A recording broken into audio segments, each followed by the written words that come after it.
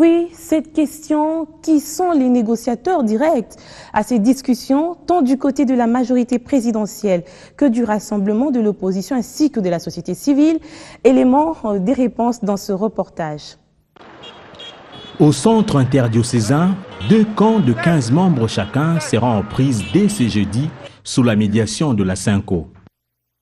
La majorité présidentielle et l'opposition ayant pris part au dialogue de la Cité de l'Union africaine d'une part et le rassemblement de l'opposition et le MLC de l'autre. La famille politique du chef de l'État a, elle, sorti ses fins négociateurs. Néhémie Mouilania, actuel directeur de cabinet du chef de l'État, Alexis Tambwe Mwamba, co-modérateur de la MP au dialogue de la Cité de l'Union africaine, Adolphe Loumanou, Lambert Mende, Martin Kabweloulou et Norbert Nkoulou.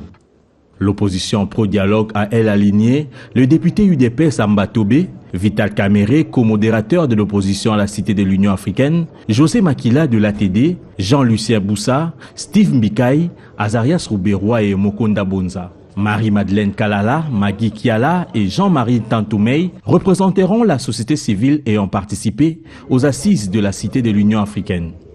Le rassemblement de l'opposition a lui également aligné ses joueurs, 4 de l'UDPS. Jean-Marc Kabounz, Félix Tshisekedi, Valentin Moubake et Gilbert Kakonde. Délicé Sagna représentera l'alternance pour la République, alors que son collègue Christophe Lutundula, le G7. Joseph Olengankoy sera l'œil de la dynamique de l'opposition, pendant que Jean-Pierre Lissanga Bonganga y sera pour le compte des alliés de l'UDPS. Le MLC et Ali ne sont pas en reste avec 3 délégués, Fidel Babala, Raymond Ramazani et Jacques Lumbana. Wivin Chimoussa et Mbembe Baté y seront pour le compte du Front pour le respect de la Constitution.